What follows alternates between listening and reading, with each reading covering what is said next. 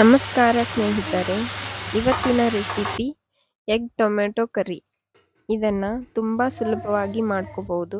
ಹಾಗೆಯೇ ಇದು ಅನ್ನದ ಜೊತೆ, ಚಪಾತಿ ಜೊತೆ, ರೊಟ್ಟಿ ಜೊತೆ ತಿನ್ನೋದಕ್ಕೆ ತುಂಬ ರುಚಿಯಾಗಿರುತ್ತೆ. ಇದನ್ನು ಮಾಡೋದಕ್ಕೆ ಒಂದು ಪ್ಯಾನ್ಗೆ 2 ಟೇಬಲ್ ಸ್ಪೂನ್ ಎಣ್ಣೆ ಹಾಕ್ಕೊಂಡು ಅದಕ್ಕೆ ಅರಿಶಿನ, ಸ್ವಲ್ಪ ಅಚ್ಚಕಾರದ ಪುಡಿ ಹಾಕಿ ಮಿಕ್ಸ್ ಮಾಡಿ.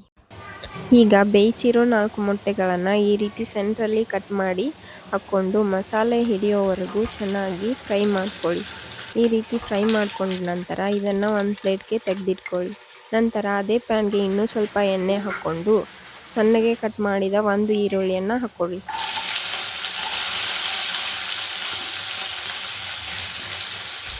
ಈಗ ಒಂದು ಹಸಿಮೆಣಸಿನಕಾಯಿ ಹಾಕ್ಕೊಳ್ಳಿ. ಇದು ಚೆನ್ನಾಗಿ ಫ್ರೈ ಆದ ನಂತರ ಅರ್ಧ ಸ್ಪೂನ್ ಶುಂಠಿ ಬೆಳ್ಳುಳ್ಳಿ ಪೇಸ್ಟ್ ಹಾಕ್ಕೊಂಡು ಹಸಿ ವಾಸನೆ ಹೋಗೋವರೆಗೂ ಚೆನ್ನಾಗಿ ಹುರ್ಕೊಳ್ಳಿ.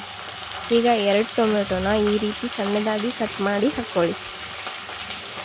ಇದನ್ನು ಚೆನ್ನಾಗಿ ಫ್ರೈ ಮಾಡ್ಕೊಳ್ಳಿ. ಟೊಮೆಟೊ ಸ್ಮೂತ್ ಆಗೋವರೆಗೂ ಎಣ್ಣೆಯಲ್ಲಿ ಚೆನ್ನಾಗಿ ಹುರ್ಕೊಳ್ಳಿ. ಈಗ ಚಿಟಿಕೆ ಅರಿಶಿನ, ಅರ್ಧ ಟೇಬಲ್ ಸ್ಪೂನ್ ಧನಿಯಾ ಪುಡಿ, ಅರ್ಧ ಟೇಬಲ್ ಸ್ಪೂನ್ ಅಚ್ಚಕಾರದ ಪುಡಿ ಹಾಕಿ ಚೆನ್ನಾಗಿ ಮಿಕ್ಸ್ ಮಾಡಿ.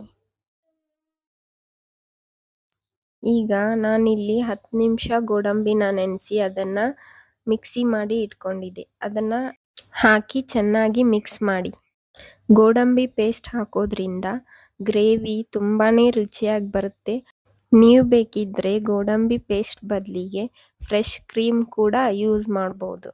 ಈ ರೀತಿ ಇದನ್ನು ಗೋಡಂಬಿ ಪೇಸ್ಟ್ ಹಾಕಿದ ನಂತರ ಚೆನ್ನಾಗಿ ಮಿಕ್ಸ್ ಮಾಡಿ 1-2 ನಿಮಿಷ ಕುದಿಸಿದ ನಂತರ ಅದೇ ಕಪ್ಪಿಂದ 1 ಕಪ್ ನೀರು ಹಾಕ್ಕೊಂಡು ಮಧ್ಯಮ ಊರಿನಲ್ಲಿ 5 ನಿಮಿಷ ಚೆನ್ನಾಗಿ ಕುದಿಸಿ.